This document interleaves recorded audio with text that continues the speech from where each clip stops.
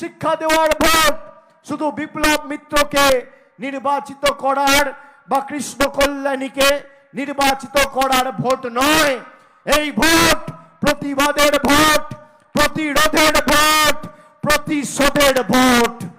আগামী দিন যেভাবে আপনাদের ভুল বুঝিয়ে আপনাদের থেকে ভোট নিয়ে গিয়ে আপনাদের টাকা বন্ধ করে রেখেছে, এদের যোগ্য জবাব দিয়ে উচিত শিক্ষা দেওয়ার ভোট, জামানত বাজেয়াপ্ত করার ভোট।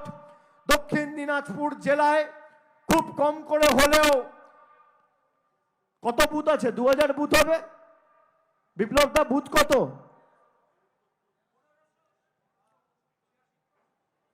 আপনার জেলায় আর লোকসভা কেন্দ্রে 1586টা বুথ রয়েছে। বালুরঘাট লোকসভা কেন্দ্রে 1586টা বুথ। আমি আপনাদের দায়িত্ব নিয়ে বলছি, আমার কথা শুনে কাউকে ভোট দিতে হবে না।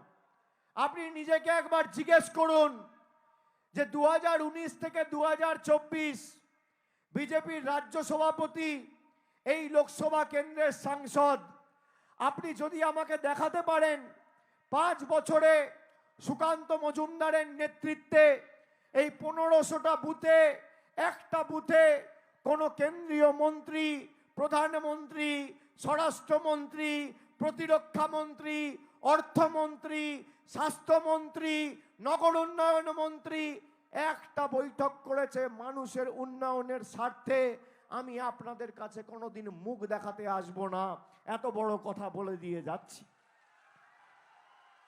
5 বছরে 1500টা বুথ, 6টা বিধানসভা দক্ষিণ দিনাজপুর আর একটা ইটাহার উত্তর দিনাজপুর।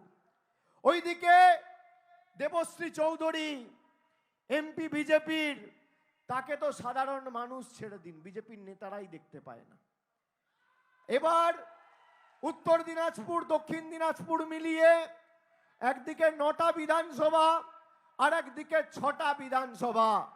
15টা বিধানসভার মধ্যে যদি একটা বুথ কেউ দেখাতে পারে যেখানে দেবশ্রী চৌধুরী আর সুকান্ত মজুমদারের নেতৃত্বে 4টে মানুষের জীবনের কি করে উন্নয়ন আনতে পারা যায়, কেন্দ্র সরকার উদ্যোগী হয়ে তৎপরতার সাথে একটা বৈঠক করেছেন, আমি আপনাদের কোনোদিন মুখ দেখাতে আসবো না।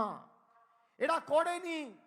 আমি তাই আপনাদের বলতে এসছি যে 2 বছর ধরে, প্রায় 3 বছর, 2 বছর 7 মাস 8 মাস ধরে বাংলায় নির্বাচনে মুখ থুবড়ে পড়ার পর, নির্লজ্জভাবে হারার পরে এরা আপনাদের টাকা বন্ধ করে রেখেছে।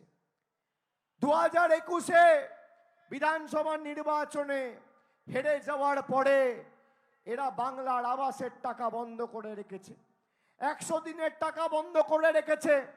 আমি যখন নবজোয়ারের কর্মসূচি করতে এসেছিলাম এই গঙ্গারামপুর স্টেডিয়ামে, আমি এক রাত ছিলাম। আমি কুশমন্ডি গেছি, আমি তপন গেছি, আমি গঙ্গারামপুরে এসেছি, আমি বালুরঘাট গেছি, আমি সর্বত্র মায়েদের, দাদাদের, বৌদিদের, বন্ধুদের অনুরোধ করেছি যে আপনারা নিজেদের অধিকারকে সামনে রেখে ভোট দিন। আরে যাকে ইচ্ছা ভোট দিন।